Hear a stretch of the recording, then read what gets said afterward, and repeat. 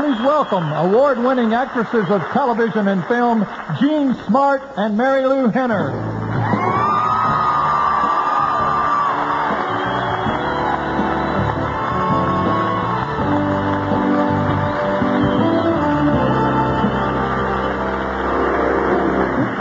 Thank you.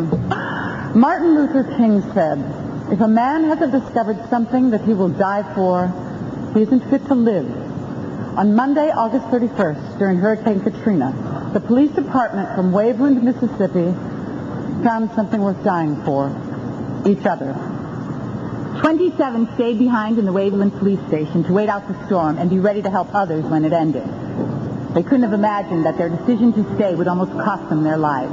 Here to tell their amazing story in the words of Greg LaCour of the Sun-Herald is Deidre Hall, Christian Alfonso, Peter Raquel, and Allison Sweeney from NBC's Days of Our Lives.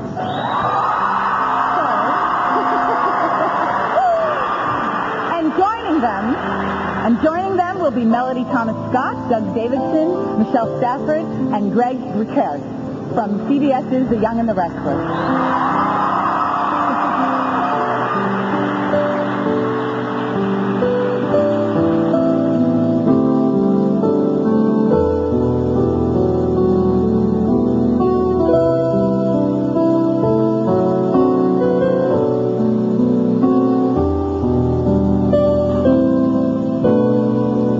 With the water rising outside, almost to the level of his head, Henry Duval made a decision. I am not going to die in this attic.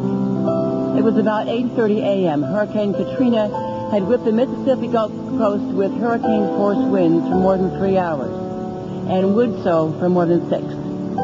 Now the storm surge, which would reach a monumental 28 feet, was roaring in. What follows is a partial reconstruction of those hours when people throughout the coast counties watched in horror as the wind and the rain tore apart their homes, their livelihoods, and their lives. The police department in Waveland, Mississippi, a picture-perfect hamlet of 7,000 between Biloxi and New Orleans, is housed in a single-story tin building on the north side of US 90. Duval, a Waveland patrol officer, was trapped in the building with the other 26 full-time employees of the department. They weren't just here out of duty. This was their town, and they were sworn to protect it. Not because of a badge, but because it was their home, and their neighbors would need them. They intended to be ready.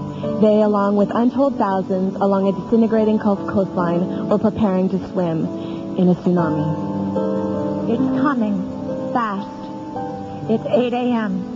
Water begins to wash into the back of the Waveland Police Headquarters. This disturbs Sergeant Eddie Peterson. US 90 is 2 miles inland from the Mississippi Sound. Even during the catastrophic Hurricane Camille, the storm surge didn't make it anywhere near the highway. The 27-member department had gathered in their building after boarding up the 8-foot-tall doors because they thought they would be able to ride out the hurricane and maybe even respond to calls if they could. Now it looks like their first rescue attempt will be each other, and maybe their last. By 8:15, the department is preparing to split up. Half will stay and half will try and make it to a nearby motel. That way, if the police building is swamped, at least some of the officers won't be there. The plan dies with the announcement by Sergeant Brent Anderson, who's been out back with the patrol cars. We've got to make a move. We're starting to get water over the wheels. The cops can now see the water 3 feet up the boarded-up glass doors and rising. They rush to force the door open. The current of the storm surge is holding the front door shut. They try the other exit, but a patrol car floating in the rising water has lodged against the back door. Some of the officers begin to pull themselves together to make a run for the attic. But Henry Duval makes his decision. If they want to live, they've got to find a way out of this building, or they'll die if they don't. Everyone agrees they have to move quickly. About 10 of the bigger guys begin hurling their bodies against the front door until they punch through the glass and the plywood. The water rushes in with enormous force. The building begins to fill up like a bathtub with the spigot full force. One by one, the 27 in the building battle the torrent as they fight their way out of the building. Outside, the scene is beyond anyone's imagination. The wind screams, the storm surge is still rising. The cops are fighting the waves as they form a single line, hanging on to each other in front and back. The taller cops are having to keep the shorter ones' heads out of the water. They're getting ready to swim. 15 or so grab onto a tall bush out front. The chief had been on them to cut it down. They blocked the view of the highway. Now they prayed it would stay.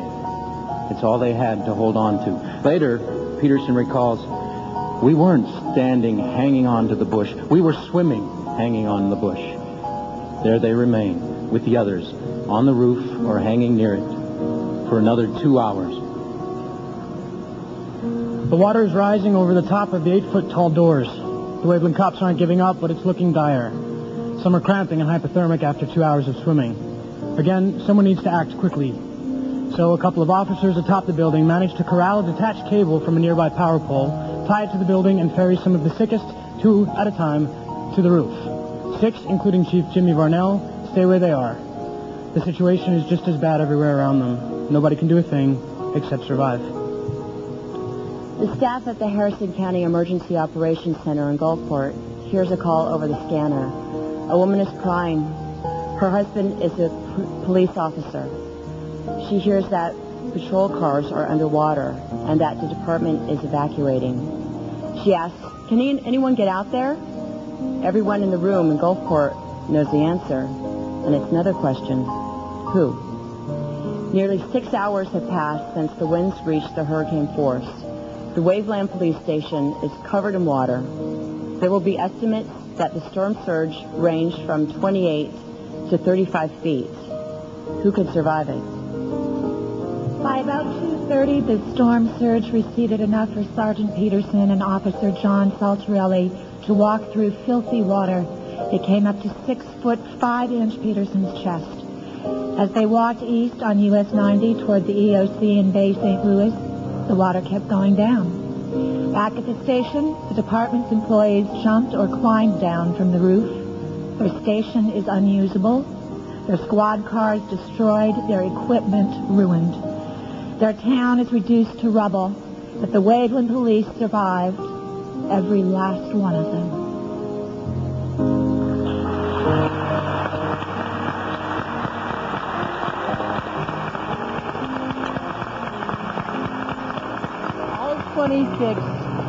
All 26 Waveland police officers' homes were destroyed. Waveland lost virtually its entire infrastructure and most of their population. They have no water, no telephone, no power. What they do have is a police force.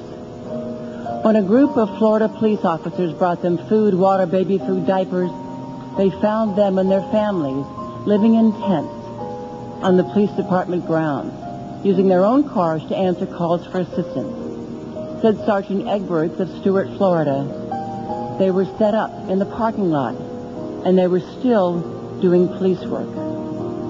God bless Waveland and the Waveland Police Department.